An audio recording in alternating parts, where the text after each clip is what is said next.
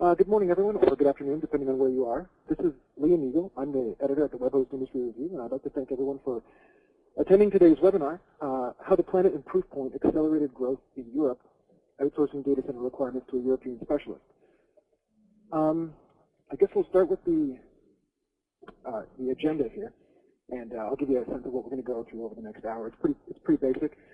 I'm going to start by introducing our panelists, and then we're going to go right into the panel discussion, which features Will Charnock from the Planet, Alexis Rodriguez from Proofpoint, and Rob Copeland from TelecityGroup.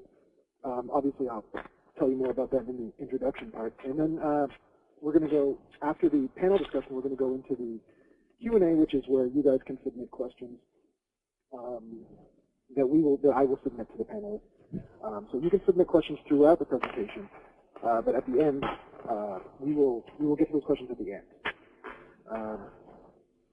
Let me just start by introducing myself. I'm sure if you're in the presentation, you may or may not be familiar with the work. I'm the editor-in-chief at the Web Host Industry Review. I've been here since 2000, and I've been the editor since 2003. And I have a lot of daily involvement in the gathering and reporting of web hosting news. So I'm pretty familiar with some of these guys and what they do. And I'll introduce you to them now. Will Charnock is the Vice President of Technology at the Planet. He's responsible for directing the company's planning and investments. He has more than 10 years experience in senior management with internet services companies. And I'm going to turn it over to Will for a moment so he can tell you a bit about the Planet. Will? So the Planet is one of the largest dedicated hosting provider in the U.S. We host approximately around 50,000 servers out of 7 data centers. Have about 20,000 customers. We've been in this business for over 10 years. We recently expanded to Europe, which is one of the reasons why I'm on this call today, to offer a subset of our services to our European customers. And next, I'd like to introduce Alexis Rodriguez, who's the Senior Director of Operations and IT at Proofpoint, and has over 15 years experience maintaining and operating large, complex hosting environments. And Alexis, if you'd like to, you can tell us a bit about Proofpoint. Certainly. So Proofpoint basically, the slide says, leader in unified email security and data loss prevention. So we do that both as on-premise appliances as well as a SaaS offering. And so we do everything about inbound and outbound protection of the data coming in and out of the organization. We also do a archiving solution, and basically anything around messaging and security falls within our domain. Okay. And last but not least, we have what appears to be our only black and white panelist. Rob Copeland is CEO of TelecityGroup, responsible for the operational aspects of the business with over 15 years experience in the telecommunications and technology sector. And Rob, if you'd like to tell folks a bit about Telecity. Yeah, of course. Thanks, Liam. TelecityGroup is an industry-leading European data center operator. We're operating 23 carrier-neutral data centers around key city locations in Europe. The sites that we operate act as connectivity hubs, and we have unrivaled connectivity to all major European ISPs and networks. We service over 3,500 customers across our sites in Europe, but in particular, we have a fairly strong track record in helping US and other international businesses expand their operations into Europe. We're listed on the main stock market here in London, and we're a FTSE 250 company, and at the moment we're right in the middle of a major capacity expansion program where we're almost doubling our capacity over the next couple of years, which is really there to underpin the growth that we're seeing coming through from our customers. Okay. I guess now we'll switch over to the screen where we have everyone on here, and we'll get to the panel discussion part of the presentation. I guess the first question it's for both the Planet and Proofpoint. I'm going to start by addressing to Alexis. Both companies are based in the U.S. and we're expanding into Europe. Can you guys tell us a bit about the challenges you were facing, Alexis? Absolutely. So the SaaS market is one of the fastest growth areas for the company. So we've been delivering service for over 7 years, and we've had a lot of customers that have been asking us to have the hosted offering that we've been providing in the U.S. for a few years now to offer that in Europe. So basically we had a large market that we wanted to be able to address as a SaaS business in Europe. This included existing customers and new customers, where they're doing basically a large percentage of our growth being driven from outside mainland North America. And so there was that. There was also the customers had concerns about where we hosted the service. So a lot of European companies wanted us to be located in the EU, within the EU, so that the data privacy laws would apply. So I'd say that basically the challenges for us were how could we have a sort of an extension of us in Europe to be able to support the growth and the demand that our customers had. Okay. Will, was it more or less the same thing for you guys, or do you have any sort of different take on that? No, it was very similar. We over the last year or two, we've actually been looking at Europe and some other markets as potential expansion areas. We host about, of the customers that we host, greater than 40% are actually non-North American based. So we kind of view ourselves as having a very internationalized customer base, with a large portion of that being in Europe.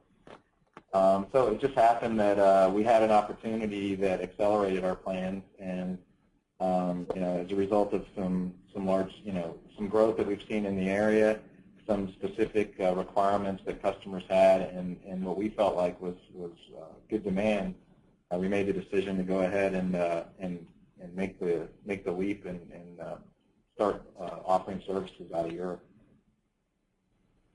Okay.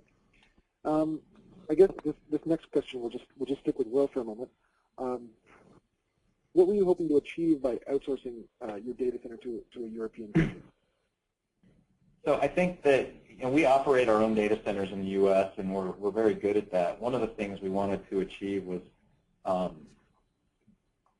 being able to establish a presence without having to establish necessarily a company foothold was one of the things that we were looking at. We wanted to be able to serve the customers, provide the high level of service that they're used to, without having to go out and build a corporate infrastructure. So it was one of the reasons why we wanted to outsource that component. The other drivers that were key deciding factors to being there was that web applications can be very latent sensitive, obviously. So by providing those services regionally, we're able to offer the customers a better experience. So the customer experience is one of the things that we try and use to set ourselves apart from in the industry. This allowed us to provide customers that were local to that region a much better customer experience if they so desire. Okay. Alexis, are you guys in the same boat with regard to operating your own facilities in the U.S., or are you sort of outsourcing things over here as well? Actually, no. In the U.S., we are co-location customers as well. We're not quite at the same stage that the planet is of running our own facilities, but it's certainly something we're growing towards. But so in terms of, sorry, go ahead. No, I was going to say, as we were looking at sort of crossing the pond and being able to establish a foothold for our data centers in Europe, we were looking, much like Will said, we were looking at being able to better serve our customers in Europe, lower latency. Also, from our perspective, there was the sort of having somebody we could partner with that understood the intricacies around the legal environment, because we have a lot of our customers which are from verticals such as financials, which have very strict requirements about where their data is going through. So as we look to European providers, we were looking at who would be able to meet the scrutiny that our financial services customers would be putting us through. And so that, coupled as being an extension of our operations team. We wanted somebody who was going to do things as to our standard or better. And so these were sort of some of the criteria that we were applying as we went through, looking at the different solutions that were available to us. Okay. This next question is for Rob. I guess, what do you think that a European data center can offer to U.S. organizations with customers overseas, in this case, overseas being in Europe? Yeah, I think, I mentioned earlier we've had quite a lot of experience of working with US and other international organizations, and Will and Alexi are a couple of examples of that. And what we hear back from our customers is that there's a number of things. I think, firstly, it's local knowledge. Understanding the different markets in Europe, obviously we have very strong local management in each of the countries that we operate in, and what that means is that we're able to bring an understanding of the dynamic of each of those markets, and things like the local legislation, the local laws, but also recognizing that each of the countries in Europe has a different language, and one of the things we do to help the bridge there is that obviously, as well as being fluent in their local languages, all of our main engineering support staff are also bilingual and speak good standards of English. So I think local knowledge is the first part. I think secondly then, it's about support on the ground. A lot of the international customers and US customers that come to us are looking to establish a foothold into Europe, and that means that they don't have the same depth of support and capability on the ground in Europe as they would have in their home countries. So our local operations teams are able to provide a depth of skill and backup there that perhaps isn't there, and that means then that we can help make sure that things go in smoothly, installations happen on time, all those urgent requests and those last minute panics that happen as you're trying to go live. We're able to be there and respond to those, get them done. All of our sites are manned 24/7. 365 days a year, so there's always going to be somebody there to help and support. And then finally, of course, it's the access to the connectivity. I mentioned the high levels of connectivity that we have to the European networks and European ISPs, and again, I think that's a key part of why customers come in. Okay, great. Back to Alexi now.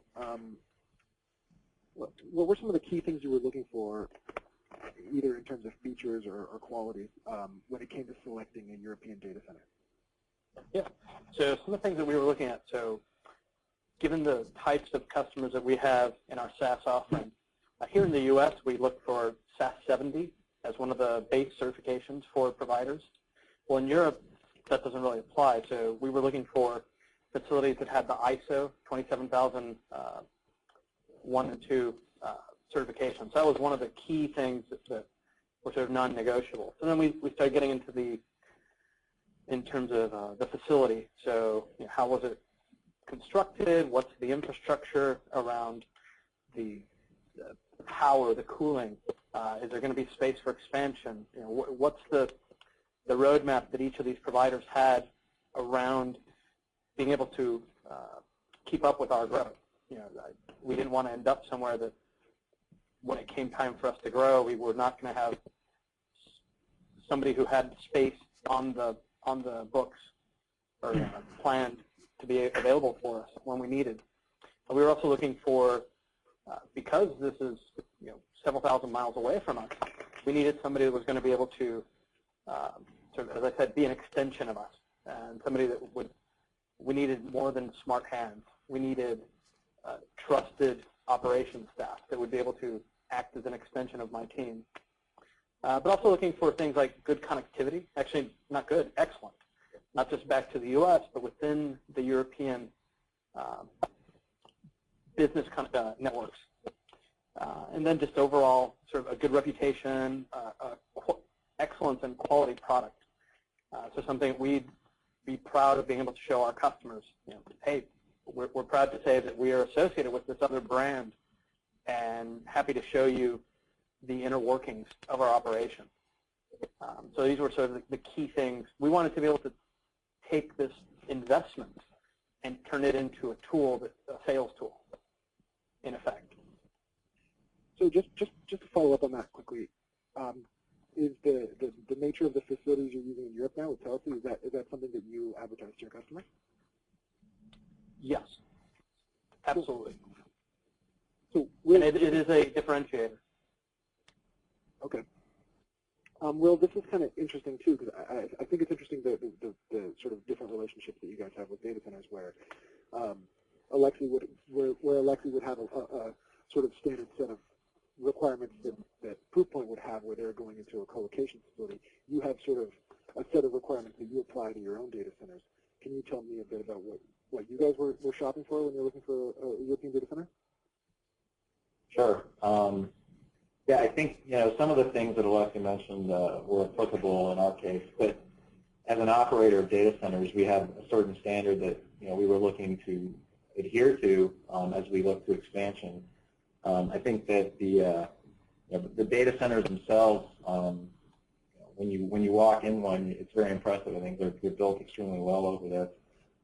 The redundancy that's available, both in terms of power and other systems, is great. Those were key decision factors for us. Capacity was huge. London has, the UK in general has a reputation of being short on capacity. Telecity was able to meet the capacity needs that we had immediately, and then we also felt in talking and working with the company that as our capacity needs expanded, that we'd have a partner there that we could that would be able to expand along with us. That we felt confident that if we needed additional space or power, that we'd be able to get it from them. Generically, the support staff there was awesome. I sent our letter after we finished our install, just commending them on the great help that they were, and being kind of a fish out of the water when we were over there working, trying to find suppliers and places where we could get equipment we needed, or the various things that you don't think about when you're planning the installation. They were great help for us, and they were really awesome at just getting the space ready for us in a very short time. So, I think, as we evaluated potential partners, there were the obvious ones. Pricing was one of the things that we took into consideration, but we also looked at the facilities themselves and felt like they built a great, superior facility there. Okay. I'd like to stick with you for a moment, Will. Rob mentioned this a bit earlier, but I guess I'm interested in the value of having a data center team based in Europe helping you on the ground. Mm-hmm. Can you tell us a bit about how that benefits you guys? Yeah, I think I alluded to it a little bit last time, but being a U.S.-based company, we're used to operating a certain way. The regulatory environment's different here. Even things as basic as just procurement were a little bit different over there. So in working with a European-based provider, we felt like we were dealing with a group of people that really understood the market very well, and not just the market in terms of who you're trying to sell to, but really just the general day-to-day doing business in that market. They're an operator, just like we're an operator, and so we were able to pick their brains as far as who's the right suppliers that we should use, who are the right as far as vendors that we work with in the States, who are the right kinds of vendors that we could work with over in Europe as well. So I think those were some of the key positives of working with a European-based carrier of theirs, that they were able to answer questions that we had that could have taken a lot more time and a lot more research and to get answers for.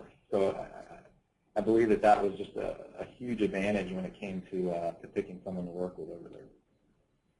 Okay. And Alexis, you referred to this a little bit the last time you spoke also, when you were saying that, that they serve as a little more than support staff for you guys? Yeah, absolutely. I mean, we use them for everything from advanced troubleshooting of issues when they arise, to dealing with, say, the addition of new capacity and doing sort of complex maintenances. So let's say I'm swapping out my core router. The Telecity staff has proved to be as good or better than my own staff in that regard. So they're definitely having that level of trust, knowing that the person that's 3,000 miles away, or well, in this case 6,000 miles away, is going to be doing right by you and looking out for your best interests is really important. So developing that level of trust, and so Telecity was able to show that to us that from before we even signed the contract and from before we had boots on the ground to do the initial installation. They were making sure that we had everything we needed, that we were aware of, here's some things we'd be running into, or not that we'd run into, but things we should consider. Everything from, say, keep in mind the voltage differences to what you should be thinking about procuring locally versus not, how to get equipment in country, how to deal with some of the tax implications. There are some complexities when you're dealing with shipping equipment into Europe and having to deal with a VAT and how you might go about getting the VAT back. And so basically advising us as to how we could best do business in the market. So basically eliminating any surprises that would come up when we're there and trying to get our infrastructure up and running. So in both cases, we're actually hosted out of the one of the Amsterdam facilities and one of the Frankfurt locations. And in both cases, in less than 7 days, we went from systems on pallets to passing customer data. Okay, we're actually going to talk about that a bit more later, so I don't want to spoil too much of it. Sorry about that. Oh, no problem. I think where I'd like to go right now is actually with you. Specifically, what systems are you outsourcing to Telecity? Yep. So basically, we have different products that we offer in a SaaS model, and so one of them is email security. So we do inbound and outbound mail filtering for customers, and so we have that hosted out of Telecity. We also have our email archiving product hosted out of Telecity. We then also have some core infrastructure that is used by all Proofpoint applications. So we have things like global load balancers deployed there, DNS systems, and other key infrastructure that all of our both appliance customers as well as SaaS customers rely upon. Okay. And Will, how about you? Yeah. So primarily, what we've placed in the facility is our virtual rack product. This is it's a platform that we launched about a year or two ago that allows us to offer essentially turnkey, on-demand infrastructure solutions for customers in a highly automated fashion. So it's relatively hands-off. What we do is we leverage remote hands and eye services from Telecity when we need them. But for the most part, the platform is you set it up and it's automated from there. So that's primarily what we're using them for. We also, as a result of being in the facility, we've also turned up some linkages to some of the local peering exchanges and extended our U.S. network over to Europe to allow us to peer with some of the regional networks out there. Okay. Back over to Rob, who we haven't heard from in quite a while now. Typically, what do you guys provide to international customers, services-wise? Yeah, okay, and thanks to Will and Alexis for doing my job for me a little bit there. Obviously sort of great and varied examples there, which I appreciate. I think the starting point is the data centers themselves. We focus on having very high quality, state-of-the-art data centers, with a real focus around resilience, redundancy, and reliability there. So these are high-quality, premium environments with, high levels of security, and also, a real focus in there in terms of making them very efficient and particular focus around the environmental efficiency of those sites. So we think that the base product there is high quality, but obviously then the key is providing the additional support, and I think particularly the on-the-ground support and the resource that international businesses and U.S. businesses may have on the ground in their own countries, but won't necessarily have in Europe. And so, we can do everything from just providing advice and help and guidance in terms of, the specifics of the local market, how to get things, the kind of things that are going to work and what aren't. Support then, practical support through the installation process, unpacking, racking, commissioning, helping our customers to get their services online. And then ongoing support, as I said, 24/7, 365 days a year, on-site engineering support, and that can be from the simple reboots to assistance with backups through to more complex troubleshooting. So really, somebody on the ground to deal with things when you need to, and help to make sure that your service to your customers stays online. And then obviously we have a suite of additional value-added services that we can provide, as people need them, and that ranges from the high levels of connectivity that we've already talked about through things like managed backup services, managed security services. So there's a suite of additional services there that we can bring into play as they're needed. So it's really good quality-based product backed up with depth of resource on the ground, and really this local knowledge which adds to making life easier for the customers, we hope. I'd like to go back to Will for a moment and ask that question that Alexis started to answer earlier, and we'll have a chance to answer in greater detail in a moment. But I guess, how long did it take you to get systems up and running? Well, we actually did our installation in kind of 2 phases. We had a first phase turn up where we were over there for about a week, and were able to get all of the initial systems and servers up during that week.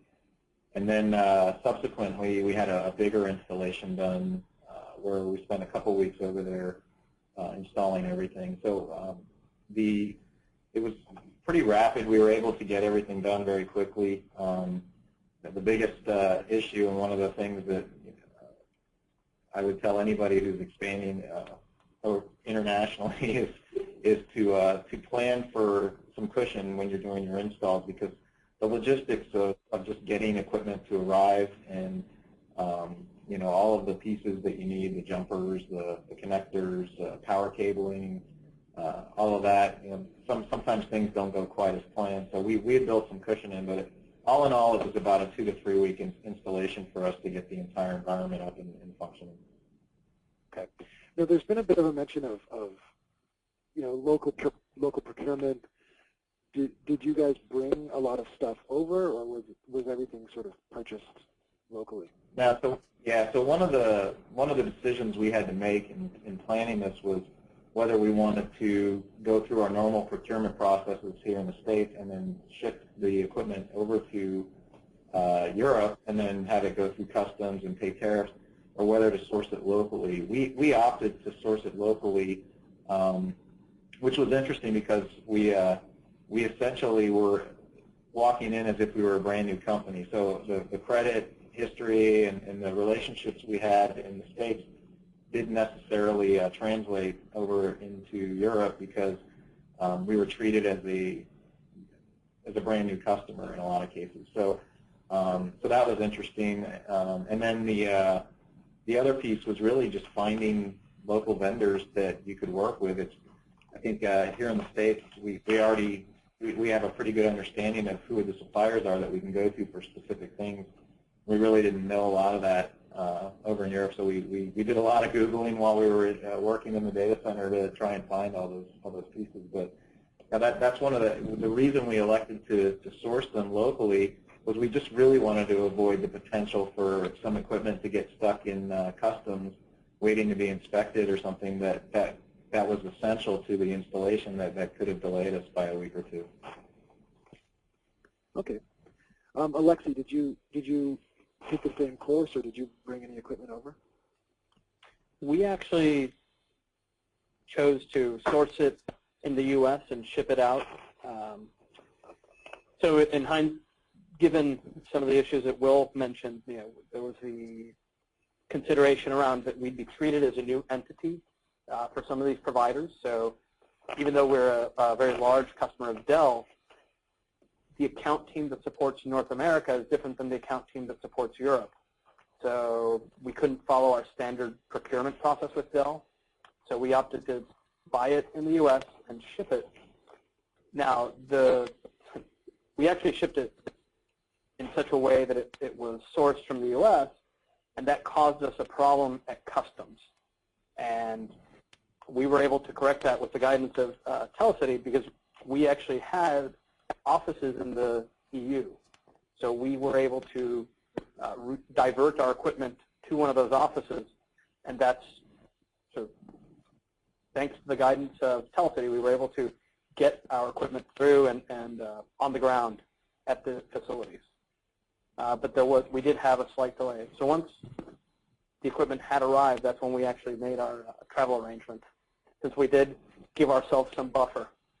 But it ended up being about a 3-week delay. Okay.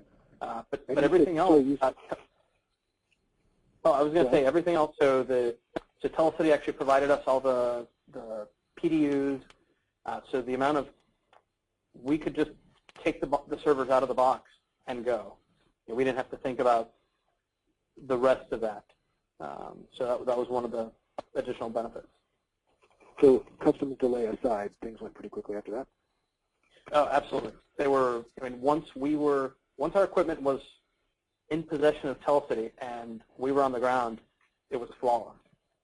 Anything that we ran into that was sort of we forgot a cable or ran into a problem, the Telecity staff was more than helpful in getting us through that. But they were all sort of, I'll call them self-inflicted problems. Awesome. I'd like to ask another question of Rob. Are you seeing an increase in the number of U.S. companies that are trying to manage services for European customers? Yeah, that certainly is a trend that we've been seeing. And I think when you think about it, we're increasingly living in a very global economy. More and more businesses have business that they're supporting and customers that they're supporting, not just in their own countries but across the world.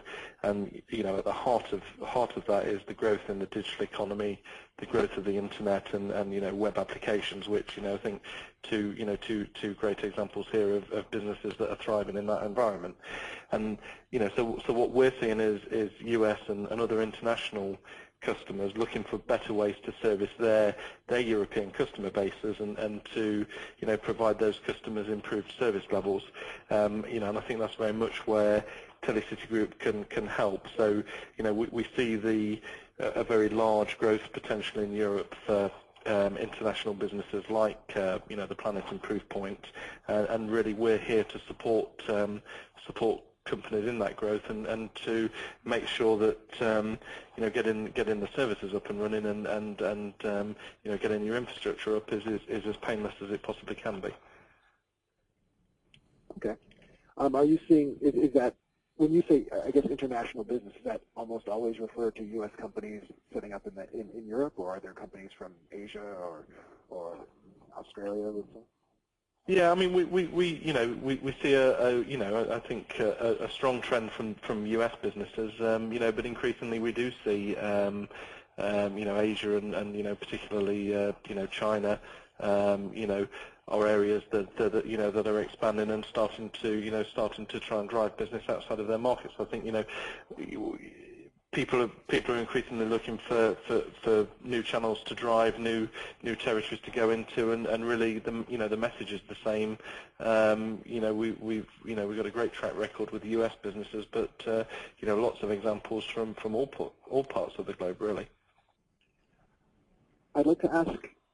We're sort of nearing the end of the written out panel discussion aspect of this presentation, but I'd like to ask Alexis. Are there sort of key benefits that you can share with the viewers and listeners? Were there specific lessons that you got from the exercise of setting up shop in Europe? Are there things that you can advise other companies to do or not do? So I think as we covered earlier, don't underestimate the complexity if you're going to source in the U.S. and ship into the EU. Definitely seek advice from the brokers and your tax attorneys to make sure that you're not going to be set up for a surprise. And so the Telecity or whoever you partner with should be able to help guide you through that.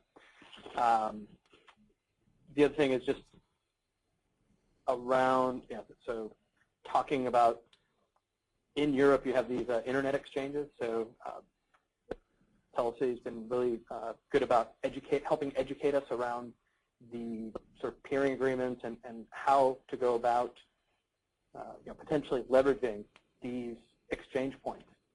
Here in the U.S., there's some comparables, but it is a different market, and it's got different rules of engagement. And so having somebody that has helped us navigate that has also been very important to us. And finally, just so communication is key. So being comfortable with the folks that we were having to deal with, because this was from going through the contract signing through to the procurement, delivery, and then being on the ground. It's a long process, and so making sure that you can work, it's even more important that you can work through any communication. Well, make sure that there aren't going to be communication issues talking to these folks. When you were dealing with local data centers, well, you can always just hop in the car and drive down and power through issues. When you are 8 hours sort of ahead or behind, there's some interesting complexities that are layered on top. So it's vital that you have a good communication and trust established with that partner. I do have an interesting little, the local staff has been super helpful, and as Will pointed out earlier, knowledgeable about the market, not just what vendors you can use to procure certain things, but also just about the industry in general. I found them to be far more knowledgeable about the market as a whole in Europe than I have, say, dealing with some of the American counterparts. And then the staff was super friendly, so we had one of our, so another word of advice is if you're going to be going to Europe for a 2-week stay of building data centers, make sure you ship your underwear in multiple bags. One of the guys that went over there had a single bag. It got lost for 6 of the 7 days that he was working out of the Amsterdam facility. And so one of the local ops guys for Telecity actually took him to this place called Macro, which is the American equivalent of like Costco. So you go and buy 6 tubes of toothpaste and 4 sticks of deodorant and 80 socks. But they made sure that he had a clean set of clothes and had everything he needed to be comfortable while we were there. And it's funny, but it's hard to underscore how important it is that we were made to feel at home in a foreign land, in a foreign environment. You might end up with some crazy European underwear, though. Well, that's between him and his laundry. I don't know. Okay, Will, do you have? I know you mentioned a little bit about this before when you said make sure there's a big cushion for or not a big cushion, but make sure you leave a cushion for when you're going to get things done. But would you have any advice for people going through sort of looking at going through this process? Yeah, I don't know how I topped the underwear story, but try. No, I think that Alexis is absolutely right. I think just be prepared logistically to deal with some unforeseen circumstances. The stores are different. There's no fries where you can run and grab a spool of cable or anything like that. So we did have to scramble in some cases.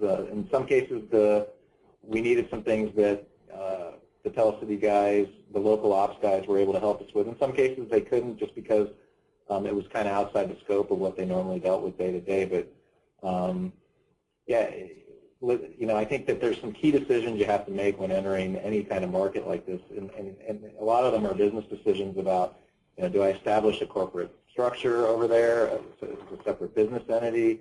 Are there tax reasons why I should do that? There's some questions around VAT that I think, you should talk to a tax attorney who specializes in international law to find out, what the implications of that would be for your existing customer base or for any new customers that you sign up over there. There's a lot of regulatory stuff that you have to deal with in entering a market that's foreign. And I was going to suggest that you bring very comfortable walking shoes, because you will be walking a lot more than you're probably used to here in the States, and learn to read a tube map. So. Okay, we'll stick with you for a moment. The last question for the panel is, I guess, just tell us a bit about your future plans in Europe. What is the planet going to do next in Europe? That's a good question. Well, obviously, we're going to continue to try and expand the services that we offer there and grow the footprint that we've already established. But I can't say for sure, what the next big thing will be over there. But I can honestly say that we believe that the European business zone is a huge opportunity for companies like us that already sell to customers over there, and as the internet applications continue to evolve and as low latency becomes more and more important to those applications, we believe that more and more of the services that we offer will need to be more regionalized in order to deliver a high quality of service. I think that 10 years ago, the U.S. had a large competitive advantage in terms of cost, which is what drove a lot of these international customers to companies like us, to allow them to outsource their business services to us, because they were able to realize huge cost benefits. But that really has started flattening in that region, and so it's become more competitive. And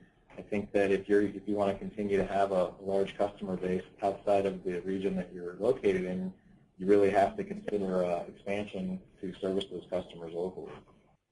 And Alexi, what about Proofpoint? Future plans for Europe? Well, I mean, in the year plus that we've been hosting Europe, we've more than doubled our infrastructure there. And so I anticipate that we're pretty much on the same trend, if not accelerating. And so for us, it's just continuing to expand the portfolio of services to our customers in Europe.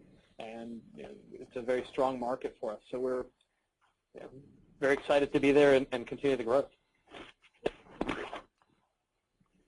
Okay. Well, I think that this is the point where we proceed to the question and answer portion of the panel discussion. If any attendees want to submit a question using the question submitting function of the webinar program, we can do so now. And I'll get things started with a couple of questions I've written down here. Actually, I wanted to follow up on something that Alexis said, Rob. He said that Proofpoint found that that TelecityGroup was a little bit more knowledgeable about the European market than some of the companies that it had dealt with in the U.S. Is being knowledgeable about the market in Europe part of the sort of TelecityGroup value proposition? Is that something that you have to do to address these customers? Yeah, I think it is. I mean, I think generally what happens within our data centers is that we build up ecosystems. These are very highly connected data centers with lots of ISPs, lots of networks and carriers, lots of content providers, and all of the other services that go around that. So what that means is that we come into contact with an awful large number of different players from different parts of the industry, and that really gives us a kind of a good feel across what's going on, how those different players interrelate with each other, and I think that's really what what was being discussed there, and that's something that we're living every day, and that's some of the value we bring in terms of making that ecosystem work and enabling that environment, which is really again underpinning the growth in web applications and the growth of the internet, which absolutely is core to the growth of our business. So I think that's where that knowledge comes from. Before I go on with the questions, I'm going to assume that everybody attending now knows that it is time to submit questions, and that's what we're doing now. And I'm going to move on to another slide. It just gives some contact information for following up with TelecityGroup if you so choose. There are some email addresses here, and of course the website. So I guess this is a question for the Planet and Proofpoint. I guess can you tell us a bit about internal steps involved in moving to a data center in Europe? Was there sort of a team that you set up to do this, and how was it treated as a project? Maybe Will, if you want to start. Yeah, I think if I understood the question, so the team was basically 2 people for the first kind of short install, and then 3 for the second. There were actually 4 that came, but 2 of them rotated in and out in a week, and then 2 of us stayed the rest of the 2 weeks. So from a project standpoint, we leveraged some internal project management resources to ensure that we had all of our ducks in a row, that all the equipment was ordered, that we had ship dates that were within the window that we were scheduling to be on site.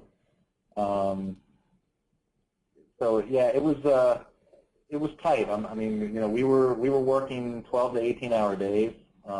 It definitely wasn't a vacation, although some of the people that work with think it is. But I think the guys that were there would probably tell you that I probably worked them a little too hard. But yeah, I was there working with them, so I didn't think it was too hard. So, but yeah, it was a lot of work, and I can't discount the effort of the team that was over there and the dedication, because it was hard putting in those long days, and then sometimes you had a chance to go eat, and sometimes you didn't, and then of course you're trying to coordinate activities back in the States where you have a significant time difference. So as much pre-planning as you can do as possible will make the install go much easier.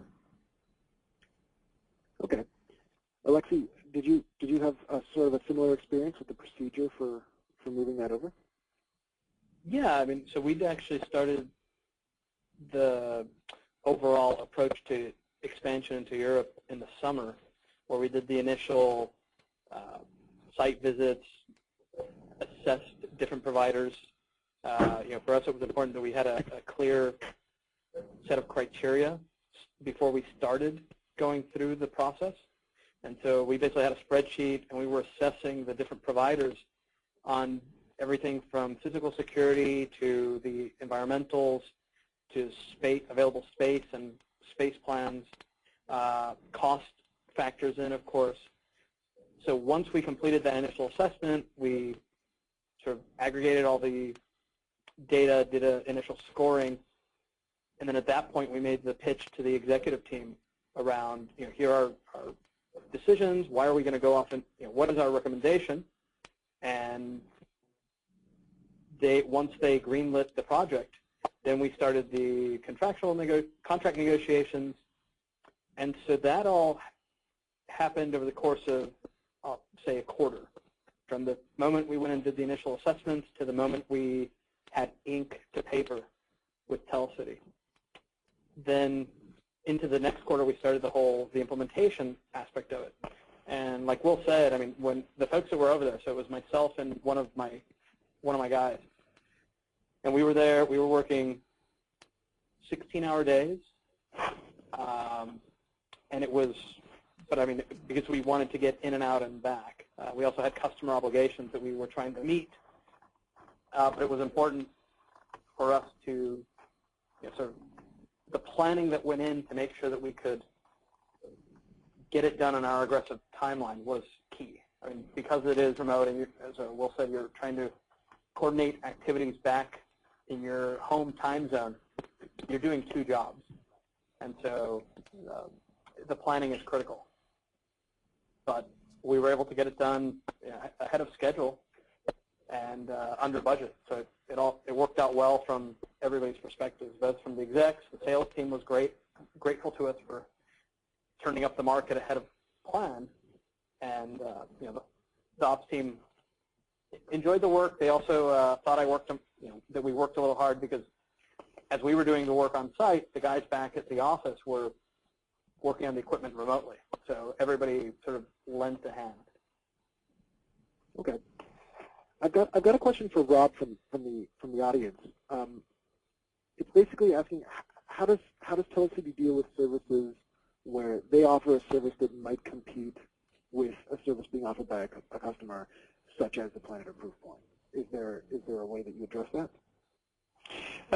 Yeah, I mean, typically we don't tend to see a conflict there. I mean, first and foremost, what we're providing is a very high quality outsourced data center environment, a place for our customers to come and site their equipment.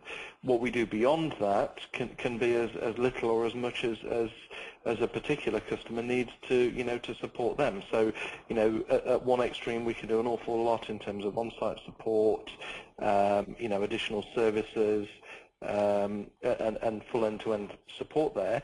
For other customers that maybe have some of those things already, have different ways of providing those additional pieces, then they do that themselves or they use somebody else. So we're very comfortable to work in whatever way works and supports our customer. But first and foremost, we're a provider of high quality outsourced data center environments. But what we do is wrap around that as much or as little as is needed to help support customers. I guess this is a question that anybody who can answer this can pipe up. It's not really directed at anybody, but it's kind of interesting now. And I'm sure there are quite a few questions related to this one. I think Alexi touched on it with the difference between the Stat 70 regulations. But I guess there's a U.S.-based business without physical offices in the EU. Do you need to charge your customers value-added tax? Yeah, this is Will. I believe the answer is no, but I'd probably want to talk to our finance folks to get a definitive answer on that. Right. Short answer, probably no. Long answer, maybe ask your lawyer. Yeah, I believe that we're charged that as a customer of Telecity. But I also believe there's a way for us to recover that because we're not physically officed in that locale. But again, this is where having a good attorney, a good tax attorney who's schooled in international policy is good. And if you'd like, I can find out the answers from our attorneys and from our finance folks and get that out to somebody offline. Sure. I mean, if the person who asked would like to follow up with you, they can certainly find that out from you. Sure. I don't think Will is very tough to track down, if I'm not mistaken. No, it's not very hard. I guess another question here, and this is, again, for either Alexi or Will, or let's say both. How frequently do you guys have to send staff over to the Telecity data centers for sort of operational purposes? And if you do, what kind of things do you have them doing over there? Yeah, so I mean, basically we have not sent anybody out there after the initial site, the initial installation to do operations related work. I went back out a couple months ago, but it was more around sort of doing the meet and greet and keeping in touch with the account team as it was time for doing our contract renewals.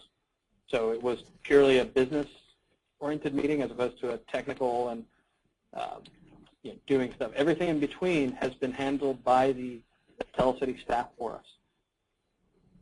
Will, have you had a similar experience? Yeah, we planned our initial installation to accommodate, I think, the first 6 to 8 months of growth over there. So we're coming up on kind of that time period where we'll need to evaluate sending people out there. The plan was, again, since what we put out there was a relatively self-sustaining infrastructure, all that we would send somebody out to do would be to add capacity, so to add additional servers, switching, infrastructure. And then in the meantime, what we've done when we've needed some work done out there, for instance, is either work with contractors through the vendors that we procure through, or we use the Telecity remote hands for for things that when we need somebody to go out and push a button or flip something around or whatever. And they've always been very responsive. So. I think I'm going to ask one more question and then maybe wrap it up after this. Let me just see. We got one more user question here. Does Telecity have any criteria that they apply to on deciding for, on choosing among customers looking for data centers in the EU? Rob? Well, we certainly hope that customers choose us, and we think, and hopefully we've, the conversation today will help give a flavour for why that is. But there's a lot of different customers that we service in all kinds of sectors. As I said earlier, from all kinds of countries. From within the markets we operate in, from outside as well, and they all have slightly different drivers to their businesses, different services that they require from us. So really what we try to do is look at each customer as an individual customer and really just get to know what they're trying to do, talk to them about what their challenges are, what they're trying to achieve, and then work out how we can help them and what are the best ways we can help them. So we're very happy to talk to talk to businesses and see what we can do to help. Okay, great. Well, we're right out of time here. I'd like to remind everyone who asked questions that maybe didn't get addressed in the presentation that you can follow up with Telecity, or that Telecity will follow up with you. But the contact info is right there on the screen. I'd like to thank everyone for attending, and I'd really like to thank all of the panelists for participating. Guys, it was really informative and I think really great. Well, thank you. So thank you. Thank you. Good luck to everyone, and thanks everyone for attending.